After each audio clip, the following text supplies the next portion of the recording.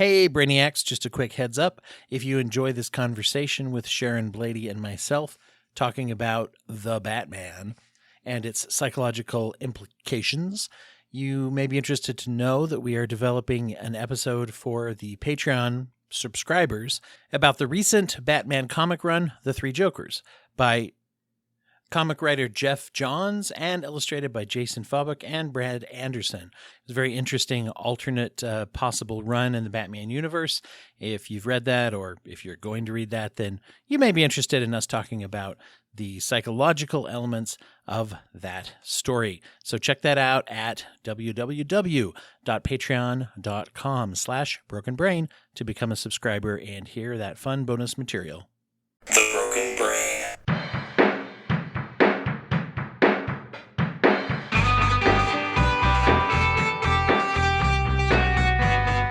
Recording in progress. All right, we are ready for Batman, the Batman, to be precise. Yes, the Batman. Okay. Do you remember David Letterman when he had his late night show? He used to do those comedic top 10 lists. That was his recurring feature. Yeah, I remember those. I remember years ago he did one that was the top 10 things that are annoying about being Batman, and I forgot about that. Yeah. The only one I really remember was, and I think it might have been the number one slot, and maybe that's just my memory, but he said, when people call me the Batman, it's just Batman, damn it. And I've always thought that was really funny because, of course, you hear that back and forth, the Batman. Anyway, it's not a first name or a title, it's not like Mr. Batman. Mr. Batman was my father. But I've always clung on to that idea of Batman just being kind of annoyed by that or something for some reason. We talked about this, I think, with No Way Home.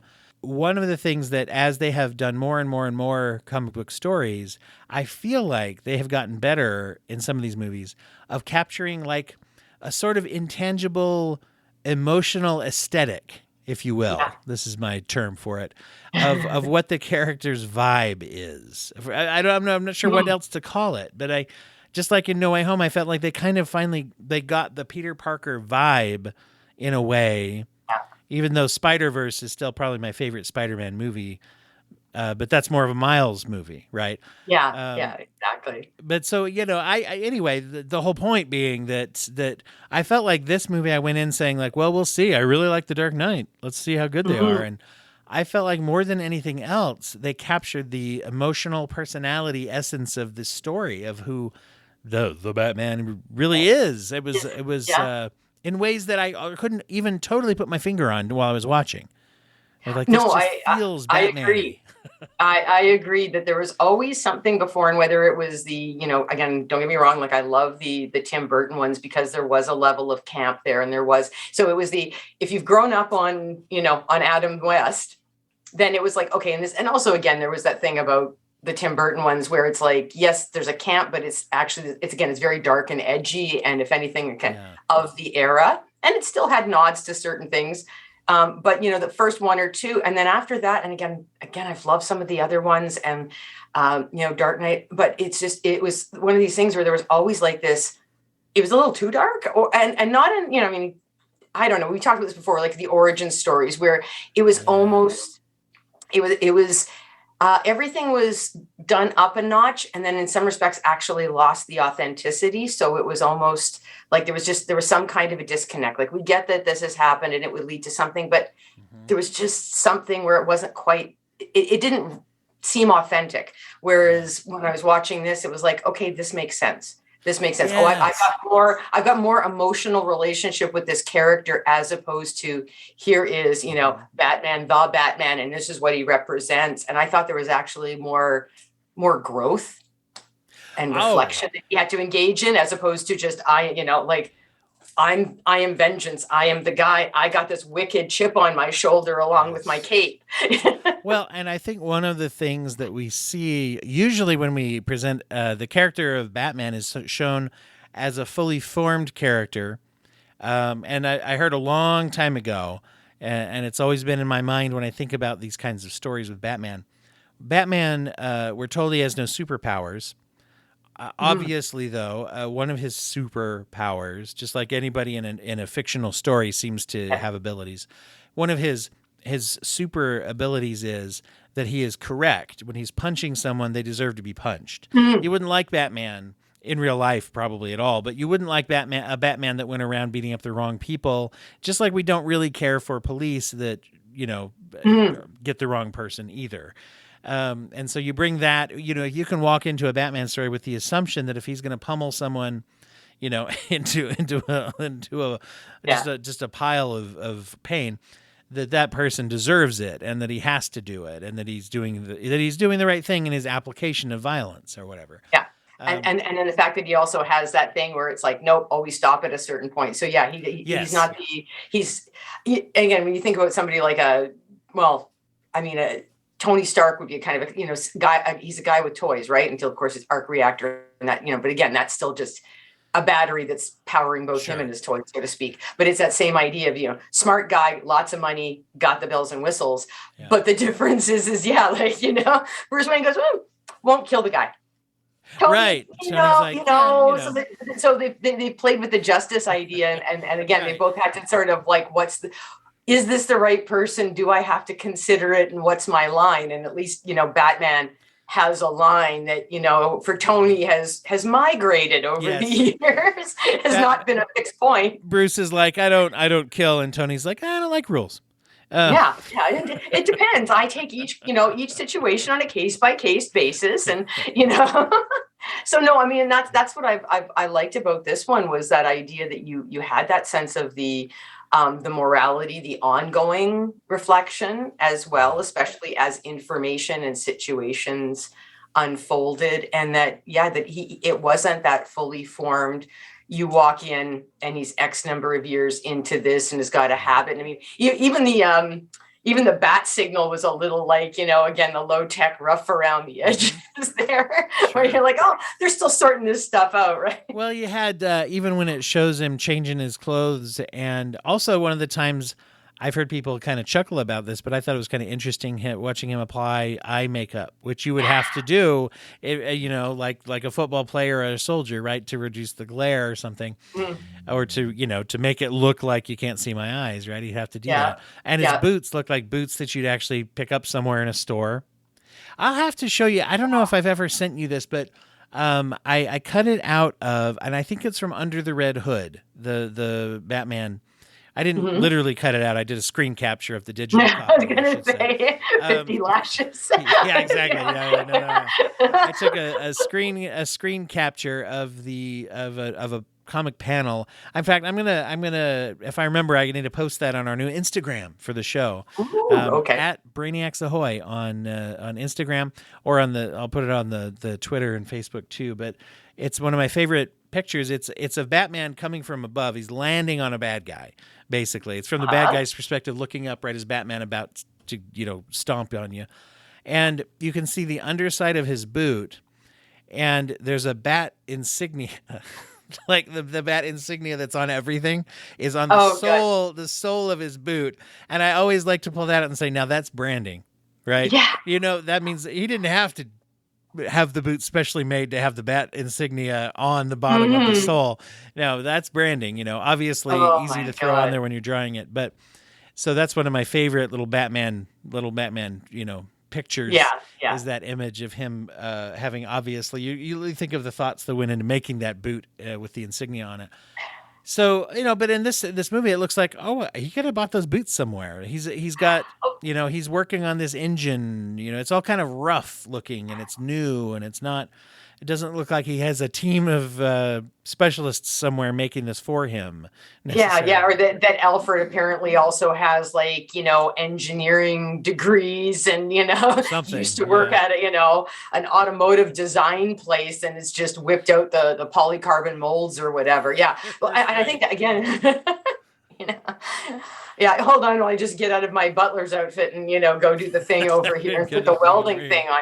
No, but again, that was the part that I liked about it, was that it was still about toy. There was, an element of toys and tech there, but it wasn't this weird kind of thing where a lot of times again, a lot of Batman movies have been this kind of, here's the inventory of all the toys and all the shiny objects and all the different things, where it's almost like it's how's he going to use this toy? Ooh, they show him working on this. Ooh, where's that going to get used? Where's the cool scene? Yeah. And there was that kind of stuff, and things happened, but like you say, they were rough around the edges. Not like there was like a weird production team that he keeps somewhere in the bottom of a bat cave. And I mean, even how they did Cave was like, again, it wasn't a cave so much as it was this like industrial space. It was a very interesting idea. Plus, they have, I can piggyback off this into the way that he was doing things. For example, even the contact lens camera, which I thought was a really cool. Speaking of if we're gonna say gadgets, that was pretty cool. Yeah. But the way that he was obsessive, they showed this really obsessive like journaling. He was recording things with the eye camera. And as you and I have often joked about this, that every superhero is trauma therapy, one round of trauma therapy away from not being a superhero. But yep. And so I thought that through this and with the voiceovers, and if someone is a fan of the Batman comics, they know that there's these monologues of like, this is the city looks like this tonight as I step out at, whatever. And then there's this idea that Batman is actually journaling. So speaking of like therapeutic processing of information, right? And that as he's doing this, he's learning, and we see this whole story ends up being kind of this emotional journey of, I'm mad and I want to hurt people. And then being like, oh, I just want to hurt people. That's not working. That's why it's not working, because I'm just trying to hurt people.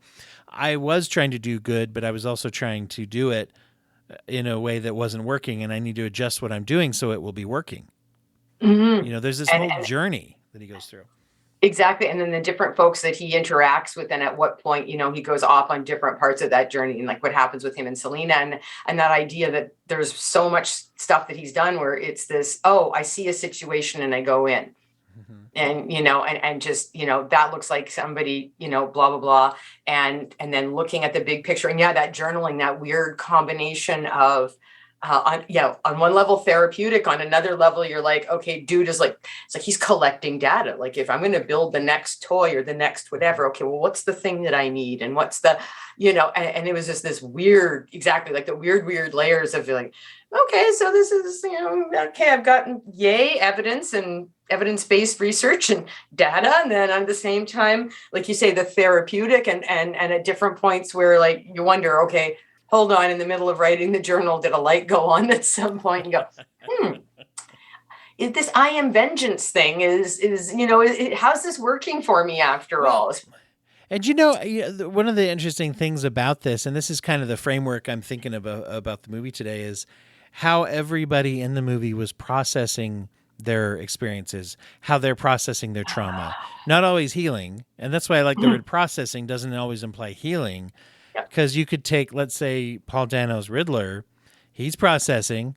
He's definitely, he's processed and has come to some conclusions of what he thinks is a good way to handle things. When he's going through and saying like, well, this was denied to me.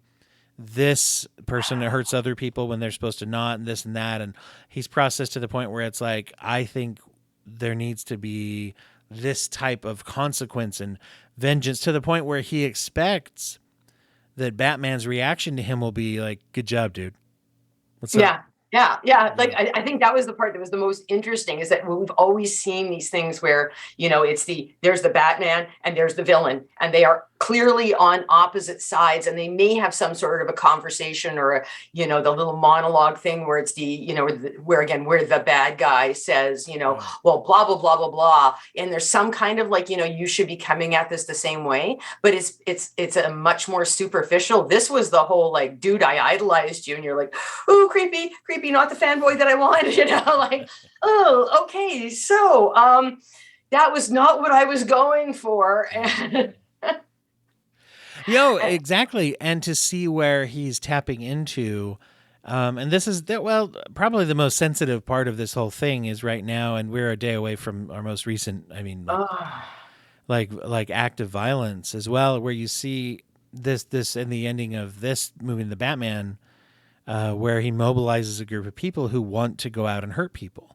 and Mhm. it's a side of violence in society that we don't we talk a lot about as appropriately. We talk about the victims of violence, but sometimes we don't spend a lot of time talking about why there are people out there who are 18, 19, 20 years old that are saying the best use of my life at this time is going to be to go and hurt other people, Mhm. and end my life, right? And not only end my life, but end my life in such a way that I end other people's lives too.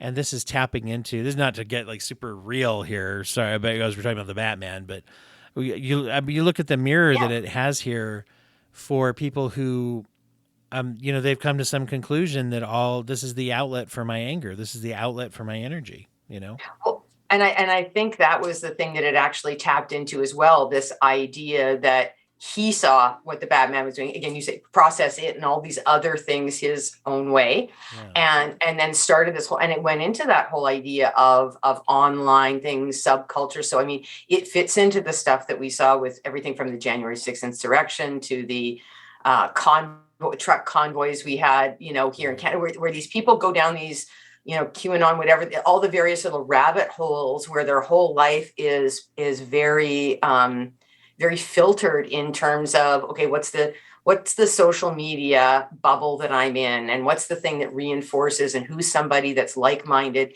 and then just the, it's not even about drinking the Kool-Aid. It's about the, oh my God, here's the big Olympic-sized pool we're all going, or the lake of it we're all going to jump into, and just immerse ourselves in it, and what that leads to. And again, like when I think about what just happened in Texas, and the fact that, oh God, a friend of mine in Michigan shared a list, and it on her Facebook feed, and it was all these different schools. And then the part that was interesting was that, like, people growing, that's not even the whole list. Here's this other one. Here's this other one. Yeah. And it was just this weird endless scroll starting with. Well, unless they're particularly horrifying, they don't even make the front page anymore.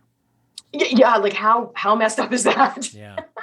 So no, but I think it tapped into that. So, like, not to go off, I think this still fits in, because I think it was a way of comment, like, again, part of that authenticity of the movie was that it was actually commenting on something that fit into it. And I think that was the other part too, was that so often yes, Batman has a costume and this and that, but a lot of times, and again, anything with superheroes, right? You always get, especially again, back into the comic books, those, the outfits and the masks and whatever, there is an over the top thing. I mean, it is meant to be, it is this, and then we've seen them going into the movies, like, and some folks will even talk about this. So it's like, oh, that doesn't look right. They've scaled back so, or, in the case of female superheroes, oh my God, she's got clothes on. Yes, it's a full bodysuit that covers her from the neck down. What a wacky concept.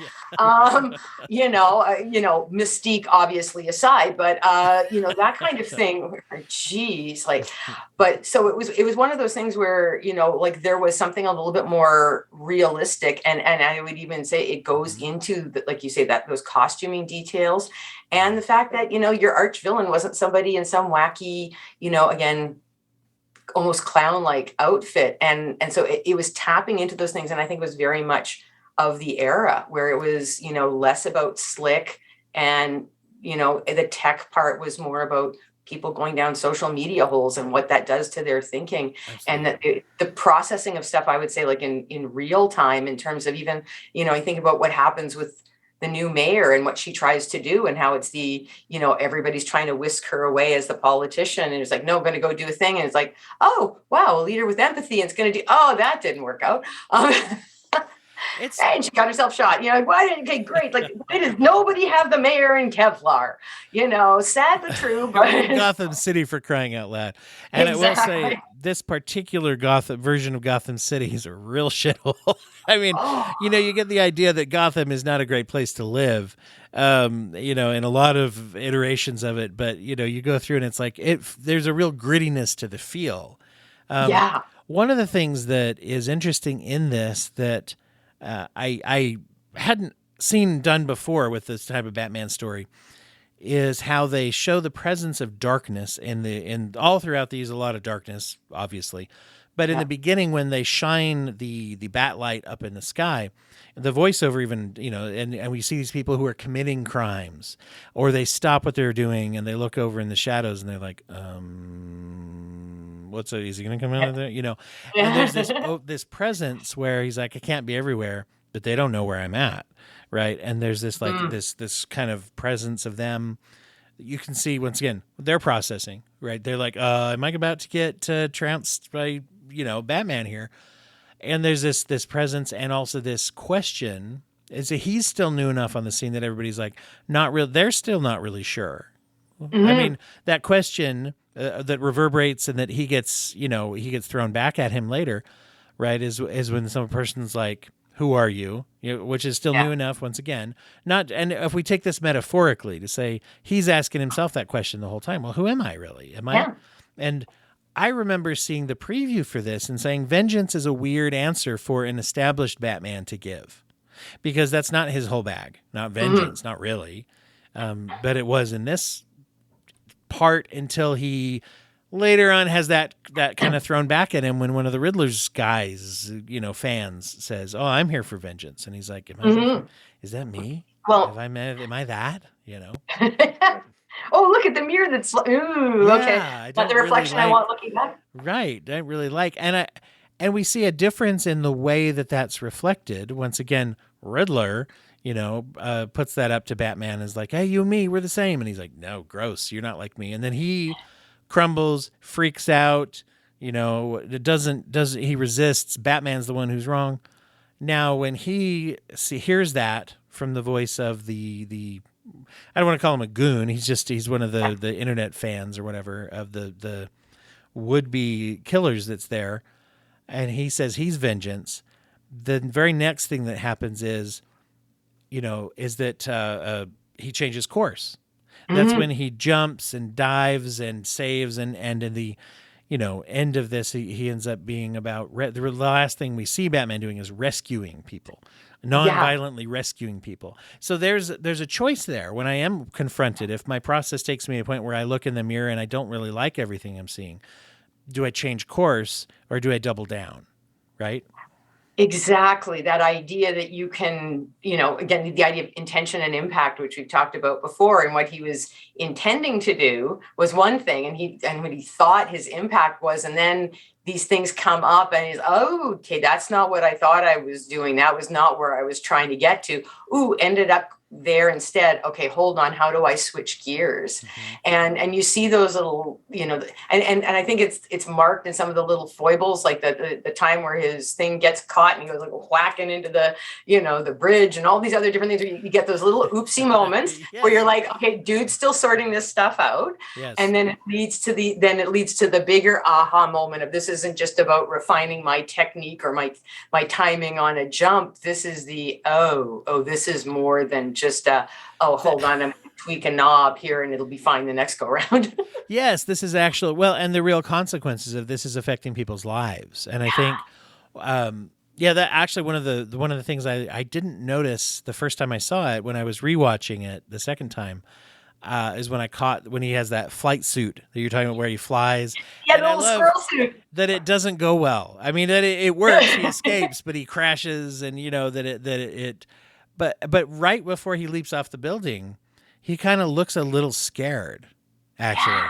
Like, I've never done this before. You can see this like hesitation. And I'm like, I've never seen Batman scared of jumping off a building before. But it's like, hey, this is still new, right?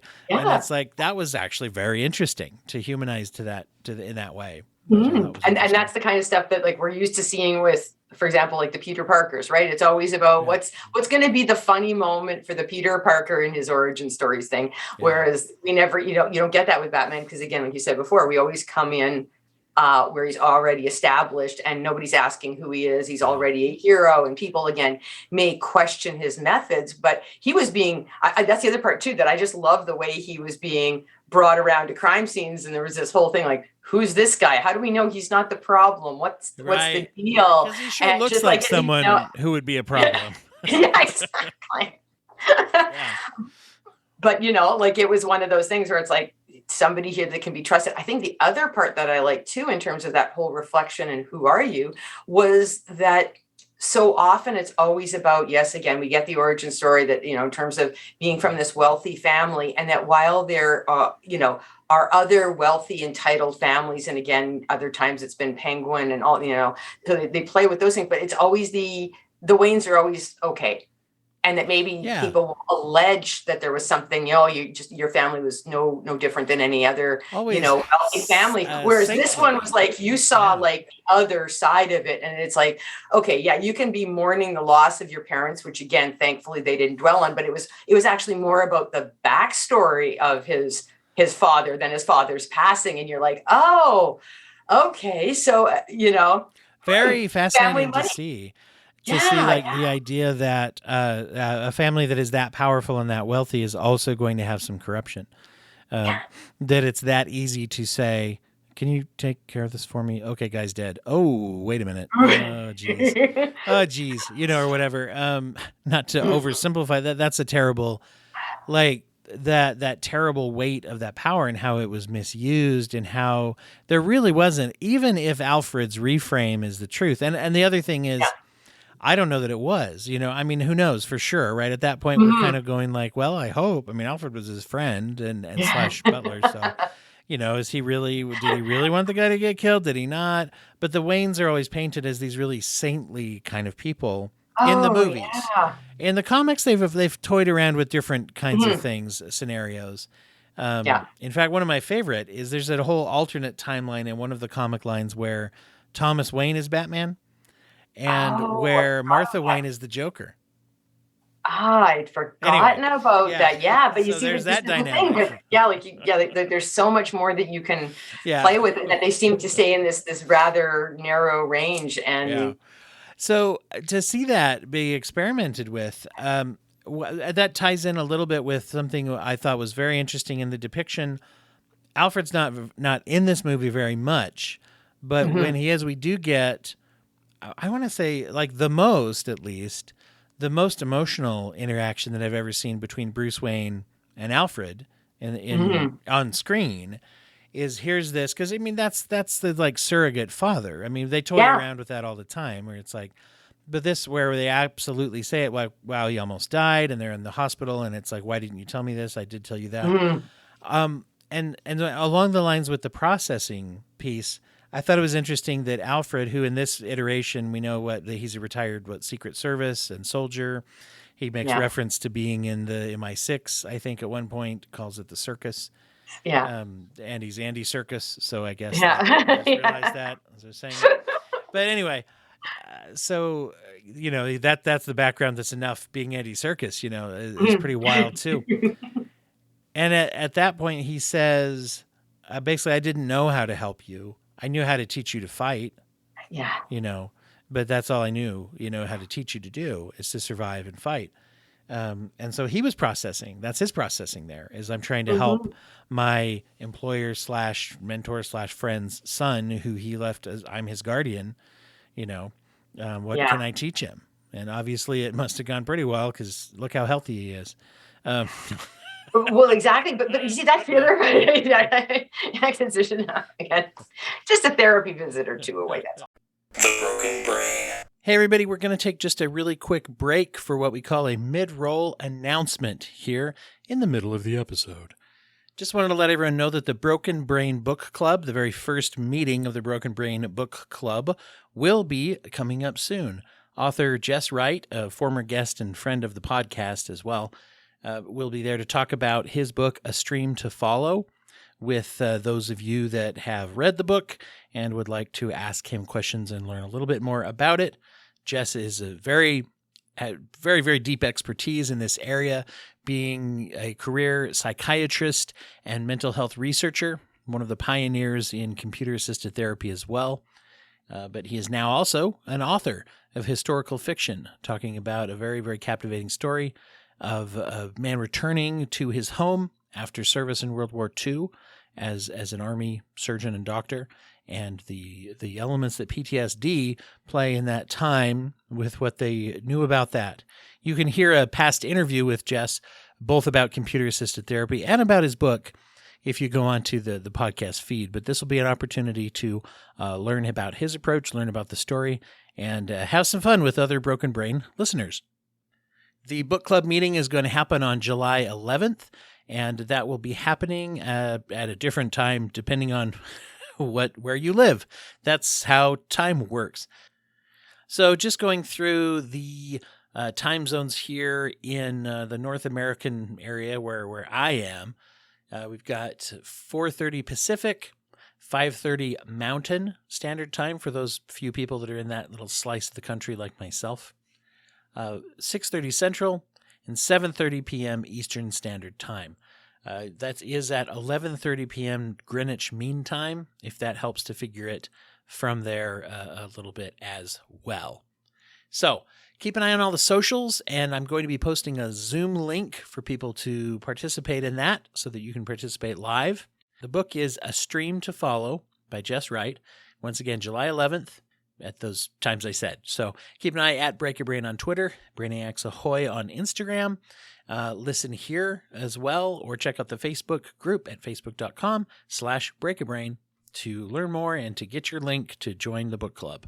Now, back to our regularly scheduled Bat Time and Bat program. The Broken Brain.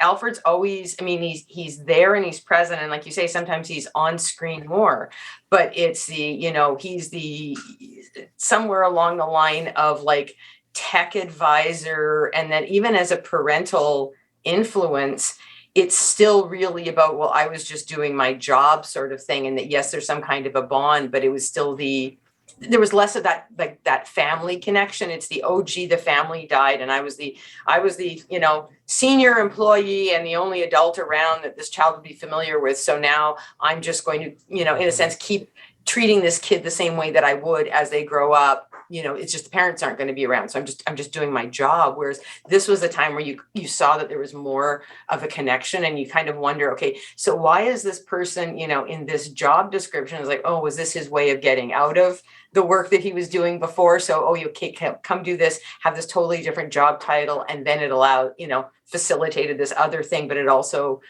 created a dynamic where if you're leaving your child, under this person's charge, when this happens, okay, it's somebody you trust. It's not random butler guy. It's the am I 5, am I 6 butler guy, Right. It's a very different. Again, may not have parenting skills, and it's the, I can teach them 5 different martial arts and 8 different ways of killing somebody without breaking a sweat. I'm not sure what I'm going to do on the bonding end of things, It doesn't have a great social life. Yeah. Mm-hmm. No. And, they've experimented once again to dig into the comics, but some of the modern comics that are being written now, many of them are experimenting with a later point in Batman's career where Alfred has passed away.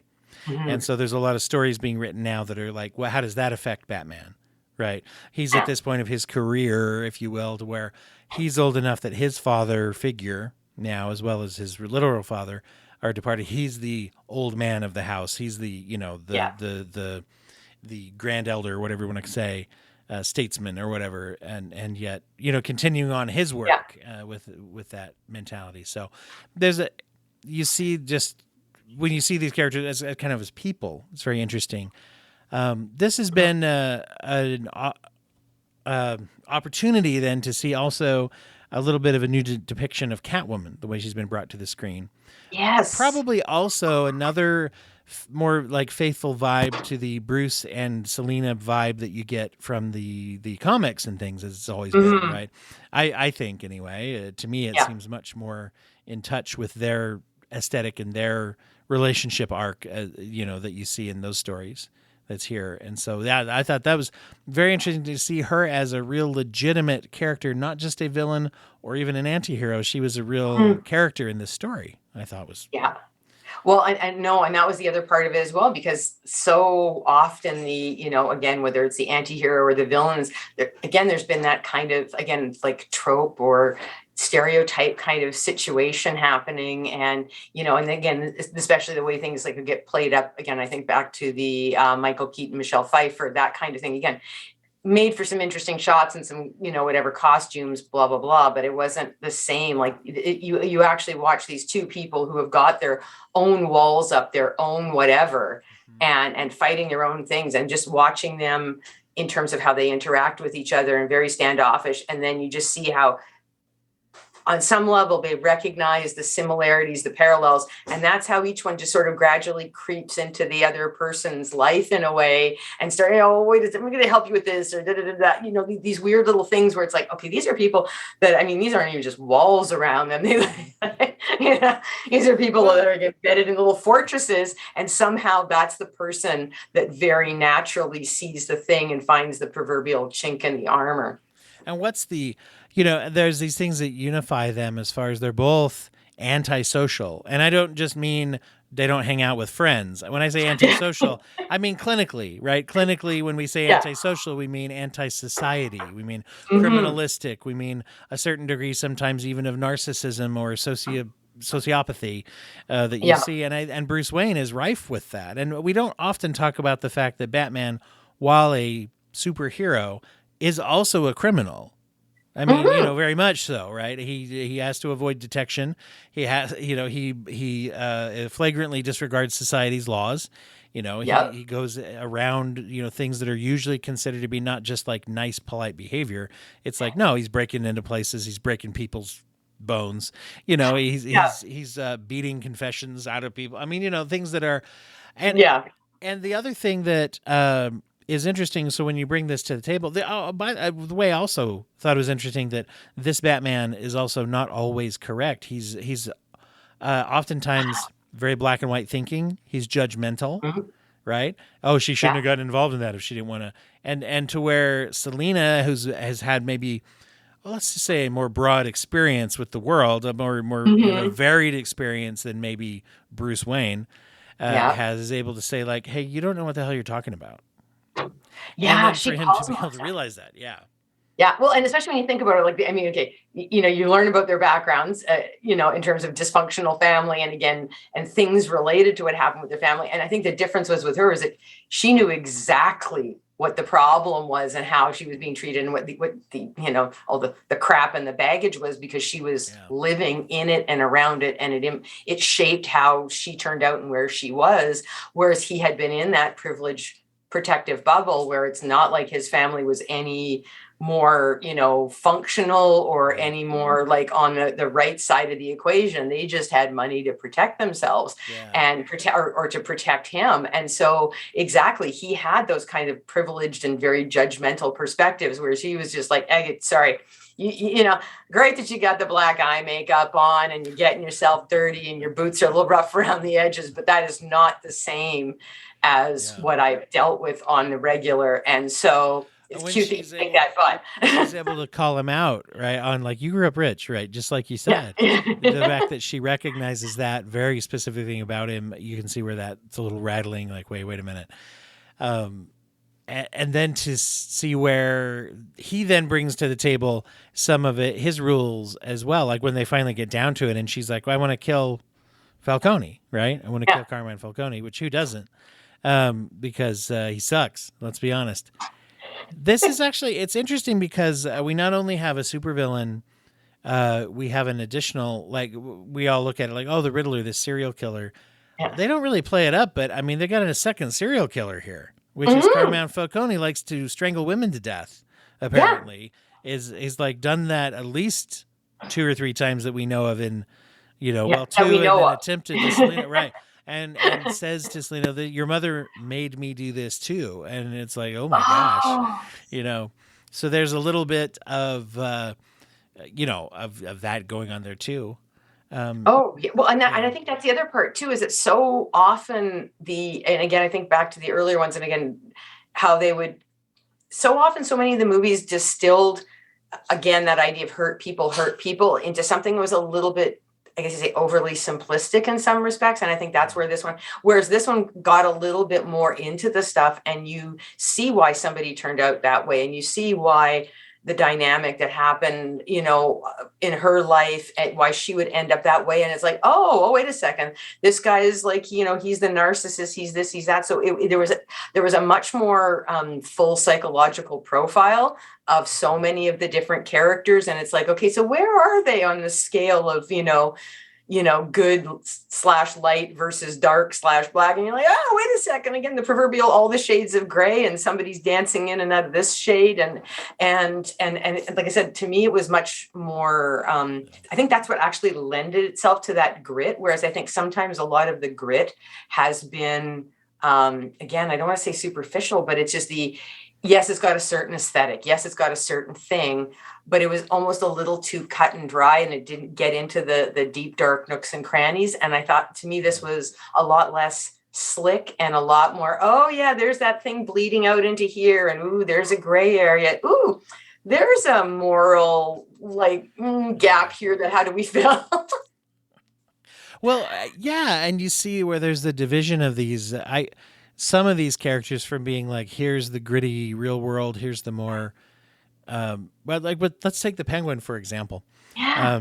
Speaking of an interesting way to process your trauma, here's a guy who, the way that he's presented in this movie, once again, most faithful Penguin I've seen to the comics, because Penguin's a mobster, basically, in the comics. That's what he is. And in this, he's a mid-level kind of guy who, because of the implication is that because he's a person who doesn't fit in even to his own criminal underworld, he's different, and he's bullied by the other gangsters. He's not allowed to be the full guy that he wants to be. And I think they're lining that up to see where is he going to take that. Once again, you have this harsh reality that you're dealing with in your life, and do you double down and say, all right, now I have an opportunity to take over? I think the implication is we're going to see him be more cruel and violent in the next movie. At least that's what they're sort of. That's what somebody's got to fill that void at the top of the pecking order, and he's going to take that opportunity and probably be vicious in doing it to assert himself. And again, if we got that vengeance theme going, okay, somewhere he's got that list of the people that have not treated him right, and that when he gets the chance, and there's just going to be something where there's you're checking off boxes on a big, on a big corkboard or something like that. There's going to be something weird and creepy. But no, I agree, because that's the other part of it. It was that this wasn't that fully formed.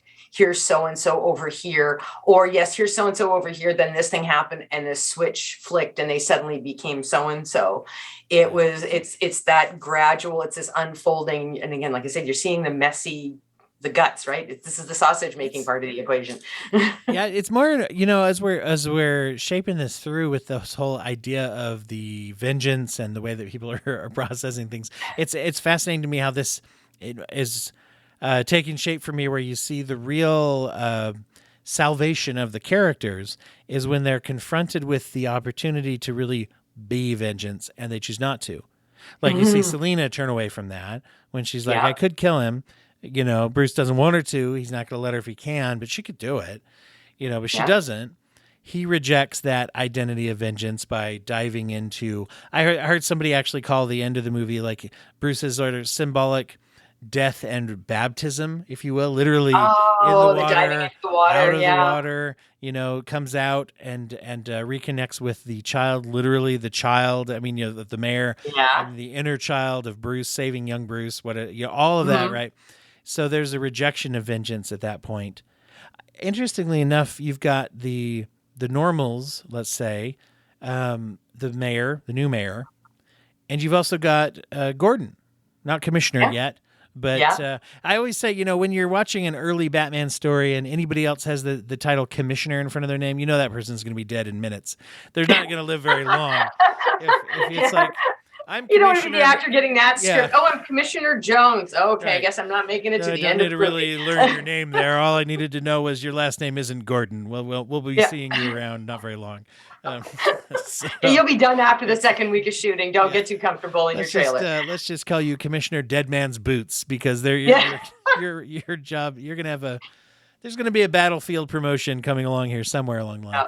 of Jim Gordon. And one of my, I still, man, you gotta love Gary Oldham. Oldham's is just like perfect. Yeah. But man, Jeffrey Wright, is that who he is in the book? Yeah. Yeah.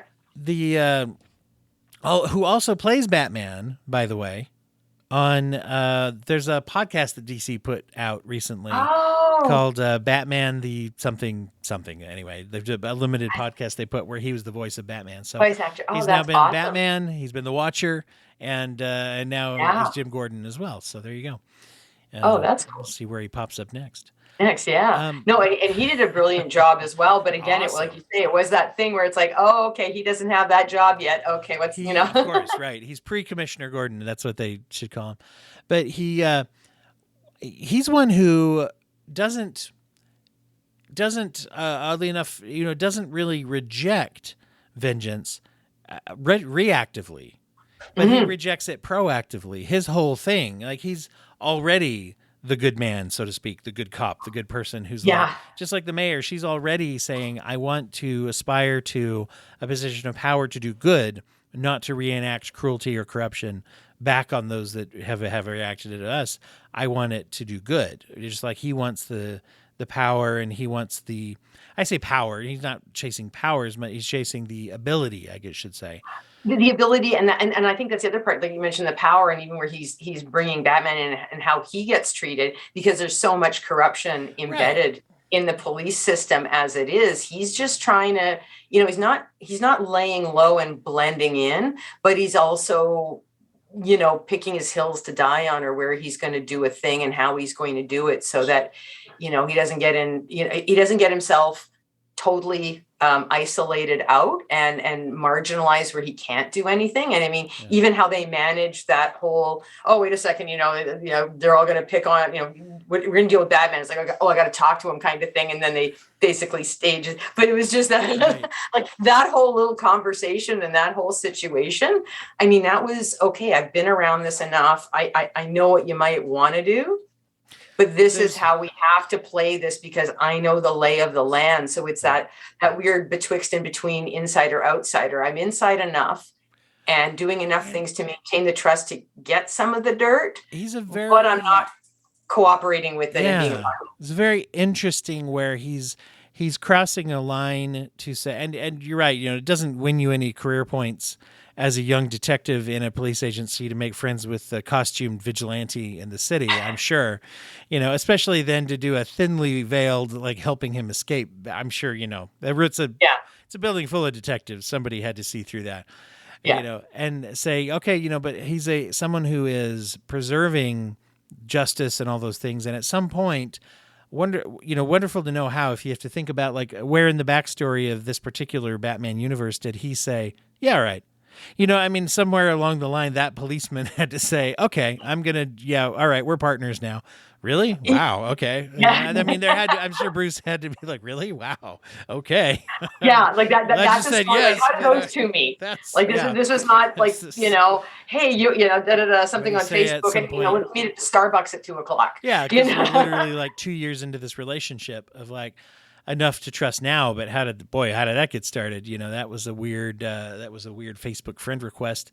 So to see them now at this point though, where he's like breaking some rules, but yet he's still being that good, solid, I'm the public servant who's here. And, so for him, there's never really necessarily a question of vengeance. It's a question of though, putting himself at risk to be working against the things that are hurting the city, that are hurting people. Yeah. It's very interesting. Well, and that's what I thought was really interesting too, in terms of that dynamic, because it's that insight and it's that turning point, and that as much as he's taking Batman on, they're partnering or whatever, there's a bit of a mentorship and seeing the other side of it. And okay, so I'm exposing you to all this information and all these other different things, and I'm giving you a chance. But he's also, again, in doing that, that's where you see some of those lights go on, for Bruce and as Batman, where it's okay, this is a thing. Whereas maybe, had he just been off to the side and maybe, or the only dynamic was, let's just shine the light and you go kick some butt because, the police are too busy, or for all we know that those folks are involved with the cops, so they're not going to go do a thing. And instead it was his interaction with Gordon that actually is part of that growth journey, where it's like, oh, okay, wait a second. Maybe it's not all about the vengeance thing. No, exactly. And one of the things that I have always disliked, one of my pet peeves when it comes to people talking about Batman, is the criticism when they say, well, why doesn't Bruce Wayne just donate money? Why doesn't he just use his money to fix society? Why isn't it? And it just reduces into that sound in my ears when I hear people say that. Yeah. Because, well, and it kind of goes to show, I guess, who's really into it or not to be that kind of power nerd kind of vibe. But when you read, like, that's been addressed in the whole storyline and the comics. The short answer is that in the classic Batman stories, he does do that. He does both, right? That he's doing both. Yeah. Another part of it is to say that just because Batman's handling things the way he is doesn't mean he's right. It's not like, oh, that would be, that'd be a real interesting series of comic books would be Bruce Wayne being healthy. That's that's not as look at, he donated another check to an orphanage and whatever. Right, exactly. The story of this philanthropist that was really sell a lot of comic books. Yeah. That's just not how it started. However, so going to that pet peeve of mine, this addressed it actually pretty well, which is also goes back to the storylines, is that in this one, he is not doing that. He's criticized for not doing that. He was correctly criticized for not doing that. The mayor calls him out and says, I expect that you, as a powerful member of our society, will step it up. And we also find out that the money that was set up in perpetuity or whatever from the Wayne family has been used for corruption. I mean, that's the problem. That's part of the problem is that it's corrupted.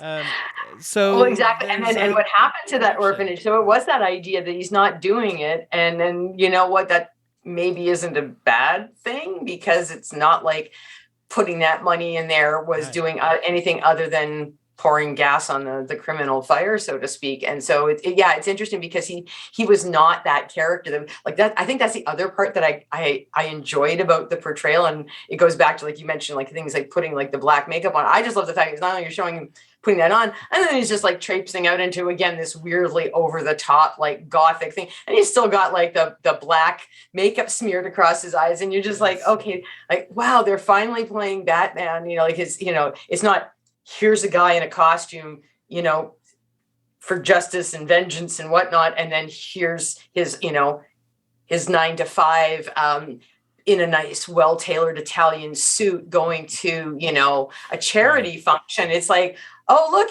he's emo boy. One time, he's just emo boy at the dining room table in his schlubby clothes that, he may or may not have slept in, or in fact might have been the base layer for whatever what he was just doing. And all he did was like take off the heavy gear and anything, and then he's the same guy, and then he's had to actually act more normal in some of these things. And there's not that light on, light off. It's still not enough that you go, wow, like this guy's clearly got to be the guy jumping around buildings.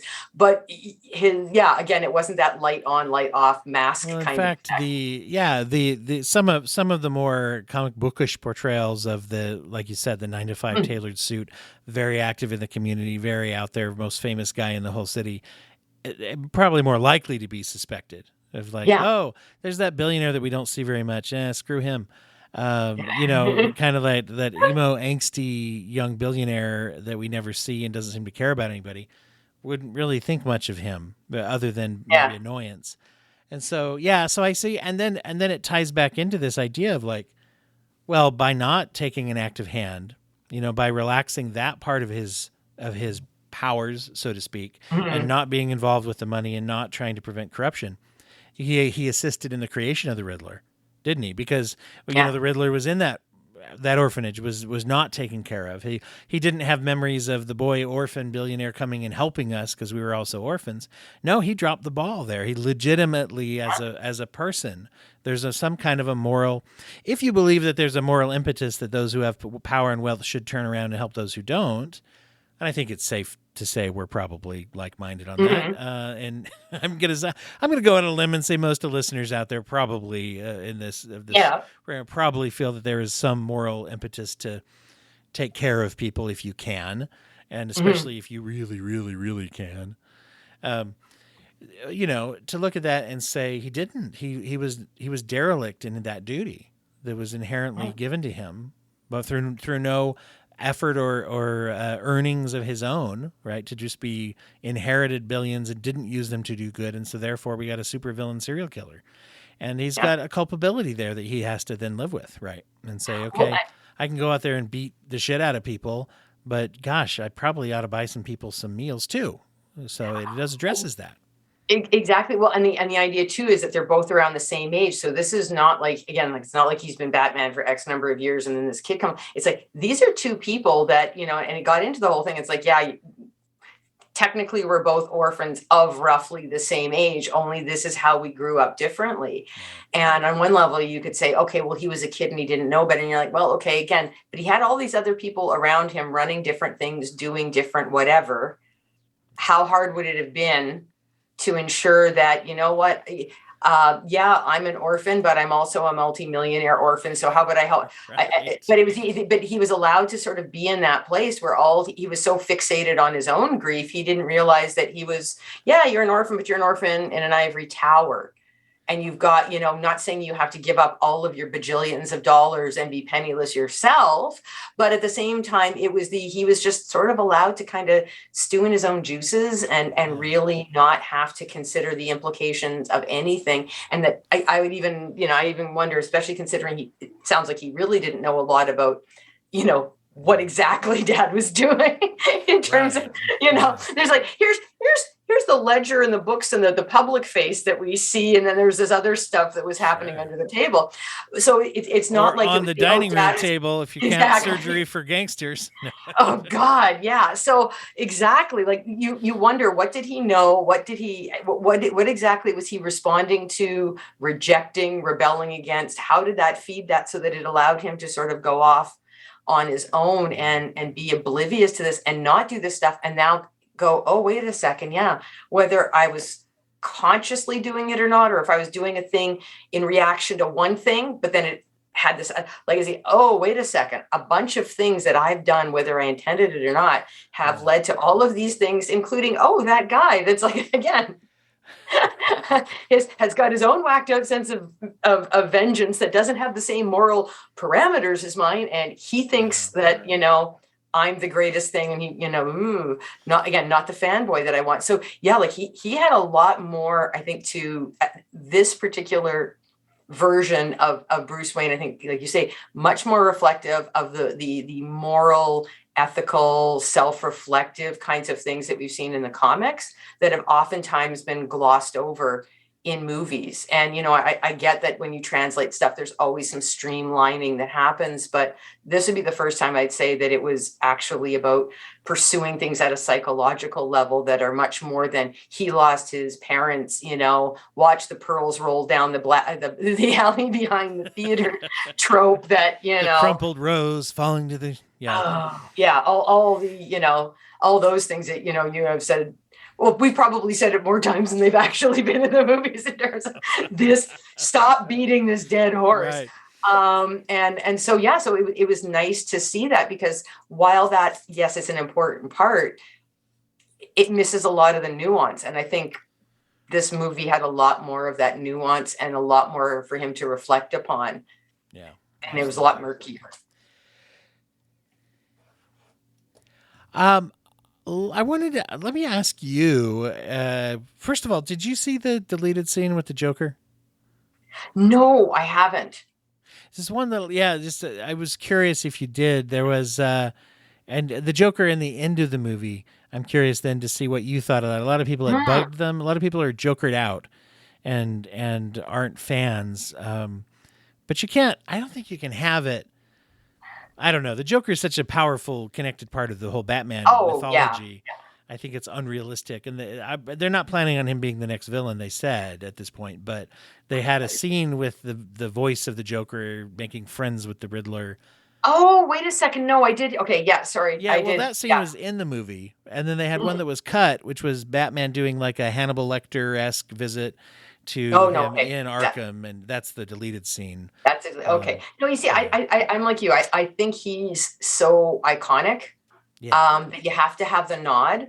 And I would rather them do the nod than, oh God, we got to drag him out as a full character. I mean, I think the other part Yeah. that I liked about this was the fact that it wasn't just about one of the other characters. It was the idea that they had a couple. And Yes. again, they're at different stages. So you got your Penguin, you got your Catwoman, you got these different things. You got, Riddler. Like, so you had multiple characters. So it wasn't all about, Batman versus one person, but without it getting too weird and messy, or getting something, especially like I said, when we got into the situation with the ones related to, that started off with Tim Burton and then just the franchise went off down some weird campy little hole, where it was like, who in Hollywood can we put in a weird costume and with Batman and yeah, it's a thing. It was like it managed that well, and yeah, to me, you can't not have him, and I think you'd have more of a risk. But did he have to be front and center? No, and I'm grateful that he wasn't. Yeah. Yeah, I think it's good to test the other things, but I also liked how it was a little bit of a nod to not just the Joker, but the old Rogues Gallery, and the idea that, hey, these guys are kind of like weird, gross buddies, and that they're all over here going, that there's a little bit of that chittering evil laughter. Also liked how they snuck that in, whether it was purposeful or just Colin Farrell's choice. He had that weird. I feel like you've got the gangsters in Batman who are just, they're being gangsters, and then you've got like the weirdly psychotic villains. And so when during the big famous, now famous car chase, when the Penguin is trying to escape from him and he's watching Batman do these increasingly scary things and getting closer to getting him, he's laughing at it at the same time. There's a weird little break of him being like, this is bad. Yeah. And so that's a little nudge of him being both a gangster, but then also leaning into the crazy supervillain just a little bit. Yeah. So I kind of liked how they tied that in personally. Well, No. as we're doing this, and as always, let's toss out some info to people about how they can get involved in what's going on with you.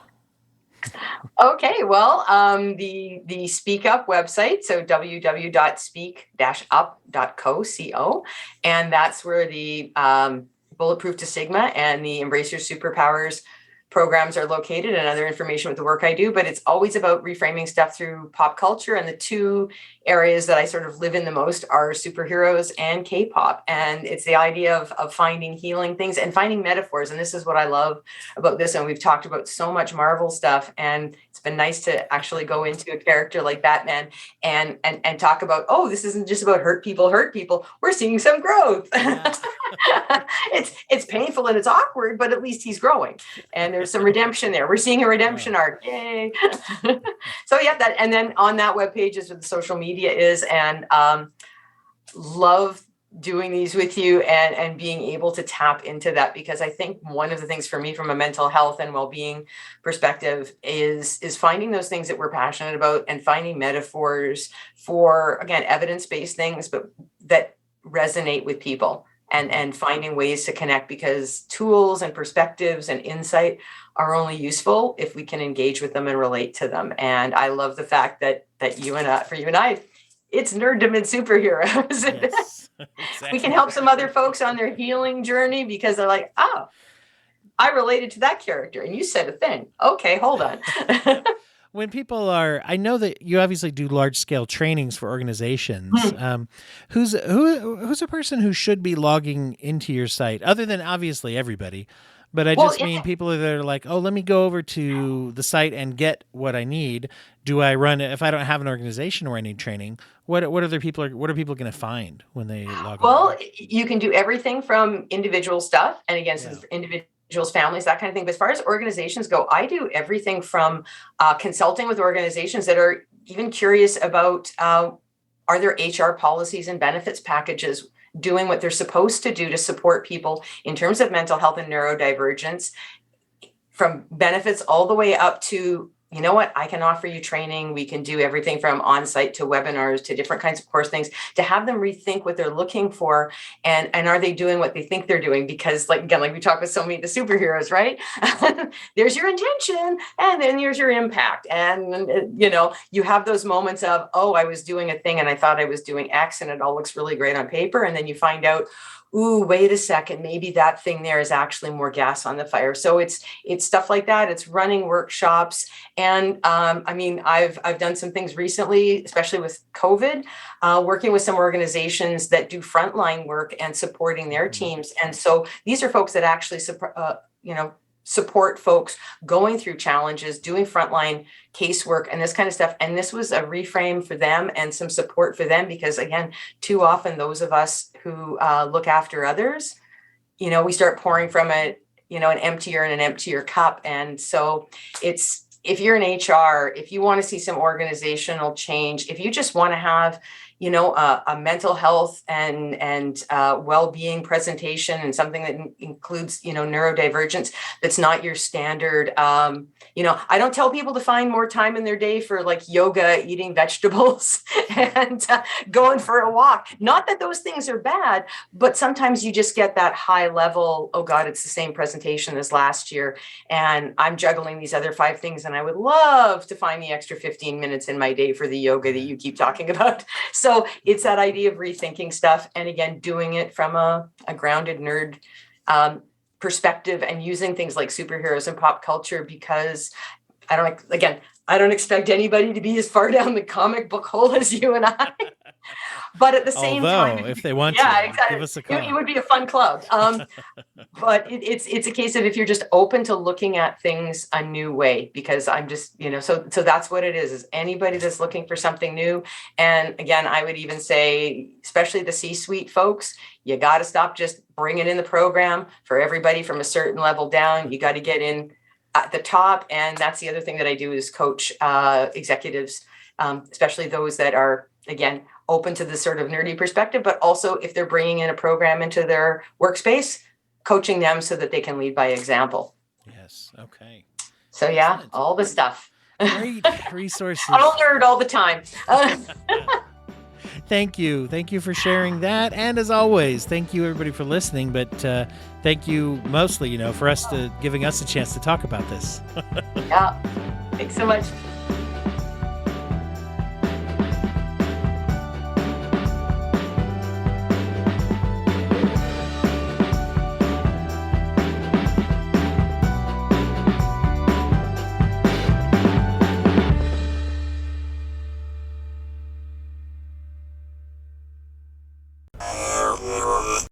Thank you for listening to the Court Arts Podcast Network. To listen to more Court Arts shows, visit courtemparts.com.